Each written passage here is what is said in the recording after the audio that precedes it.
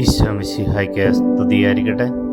വിശുദ്ധ മത്തായിയുടെ സുവിശേഷം 10-ാം അധ്യായം 1-ാം തിരുവചനം. അവൻ തൻ്റെ 12 ശിഷ്യന്മാരെ വിളിച്ച് അശുദ്ധാത്മാക്കളെ ബഹിഷ്കരിക്കാനും എല്ലാ രോഗങ്ങളും വ്യാധികളും സുഖപ്പെടുത്തുവാനും അവർക്ക് അധികാരം നൽകി.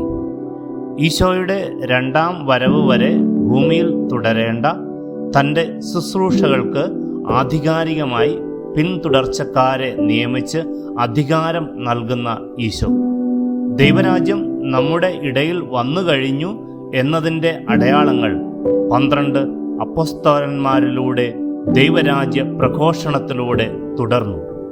ഇന്ന് സഭയിലൂടെ ഇത് തുടരുകയും ചെയ്യുന്നു. ദൈവരാജ്യ അനുഭവം സ്വന്തമാക്കി ജീവിക്കുവാൻ ഈ തിരുവചനം നമ്മെ ശക്തീകരിക്കട്ടെ. ആമീൻ.